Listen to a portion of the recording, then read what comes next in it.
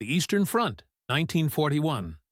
As German forces thundered across the Soviet border during Operation Barbarossa, they encountered something that would change the course of World War II. A tank that would become legendary, the Soviet T-34.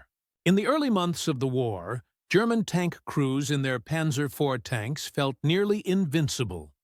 They had rolled through Poland, France, and the Low Countries with ease. But the T-34 would shatter their confidence. With its revolutionary sloped armor, powerful 76mm gun, and exceptional mobility, the T-34 represented a quantum leap in tank design that left German commanders stunned. The German Panzer IV, which had been the backbone of the Wehrmacht's armored forces, suddenly found itself outmatched.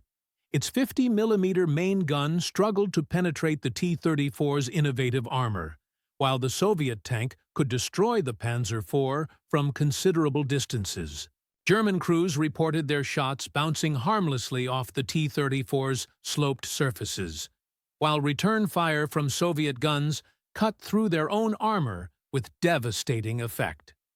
The impact was so profound that German Field Marshal von Kleist would later describe the T-34 as the finest tank in the world. This praise from an enemy commander spoke volumes about the revolutionary Soviet design. The T-34's wide tracks allowed it to navigate the muddy Russian terrain that bogged down German vehicles, while its diesel engine proved more reliable and less likely to burst into flames when hit. But the T-34's dominance forced the Germans to accelerate their tank development. By 1942, they introduced the legendary Tiger I tank, armed with the formidable 88mm gun. The Tiger I could destroy a T-34 from over 2 kilometers away, but it was complicated, expensive, and difficult to maintain. For every Tiger I tank, the Soviet Union could produce almost 4 T-34s. As the air war intensified, American P-47 Thunderbolt fighter bombers joined the fray, attacking German armor from above. The combination of Allied air power and masses of T-34 tanks began to turn the tide. The Thunderbolts, nicknamed Jugs by their pilots, could carry a devastating payload of bombs and rockets, making them deadly tank hunters that complemented the ground assault of Soviet armor. The T-34's impact went beyond mere technical specifications. It represented the Soviet Union's industrial might and determination. While German tanks like the Tiger I were masterpieces of engineering, they were also symptomatic of Germany's fatal flaw, an obsession with technical perfection at the expense of practical battlefield needs.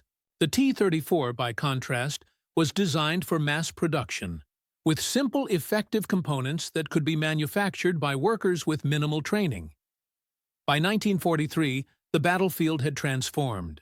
German tank crews in their Panzer IVs faced not only waves of improved T-34-85 tanks with more powerful 85mm guns, but also had to contend with roaming Allied aircraft. The Tiger I tanks, while fearsome, were too few in number to turn the tide. For every Tiger I that made it to the front, dozens of T-34s were rolling off Soviet assembly lines. The Soviet manufacturing miracle was staggering. While German factories struggled to produce a few hundred Tiger I tanks throughout the war, Soviet factories, many of them evacuated beyond the Ural Mountains, produced over 80,000 T-34s. This industrial achievement, combined with the tank's excellent design, would help drive the Wehrmacht back to Berlin. The T-34's legacy extended far beyond World War II.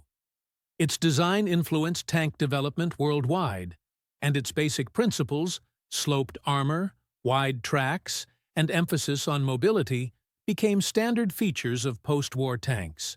Even today, military historians study the T-34 as an example of how superior design philosophy and mass production capabilities can overcome technical sophistication. The story of the T-34 is more than just a tale of military technology. It's a testament to the importance of practical design in warfare. While the German Tiger I and Panzer IV tanks demonstrated technical excellence, the T-34 proved that the best weapon is one that can be produced in sufficient numbers and operated effectively under battlefield conditions. As the war progressed, the skies filled with Allied aircraft like the P-47 Thunderbolt, which helped ensure victory by attacking German armor from above. But on the ground, it was the T-34 that truly ruled the battlefield, becoming not just a tank, but a symbol of Soviet resistance and eventual triumph over Nazi Germany. This humble Soviet tank, born from necessity and refined through combat, helped change the course of World War II.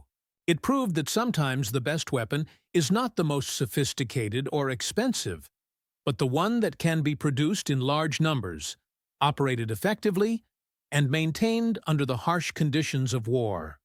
The T-34 remains a testament to this principle, earning its place as one of the most influential weapons in military history. In the end, the T-34's dominance of the battlefield represented more than just technical superiority.